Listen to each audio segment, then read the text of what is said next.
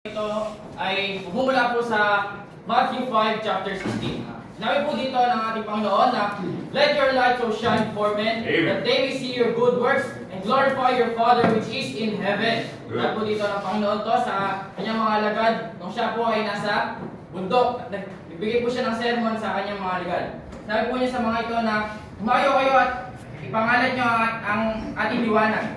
Sinabi po, ang title po ng ating text na ito ngayong hapon ay Send the Light.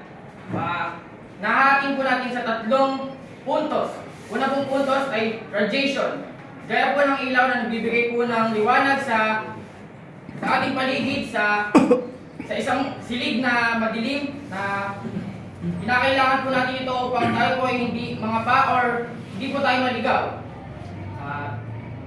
Dahil po sa binigay po na kaya sa atin ng Panginoon na makapagpangalat ng liwanag, lumako po tayo sa pangalawang puntos na ang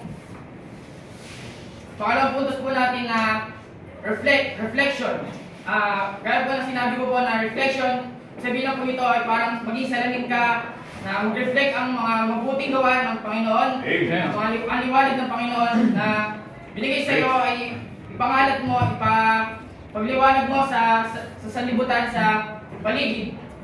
At lumako po tayo sa panghuling puntos na resplendence, na ang ibig sabihin po ay magnify at magbigay po ng papuri sa nagbigay po ng liwanag sa ating buhay, na binigay po tayo ng kapangyarihan upang makapagpangalat ng liwanag ng ating Panginoon at may pangalat ng kanyang mabuting salita. Amen.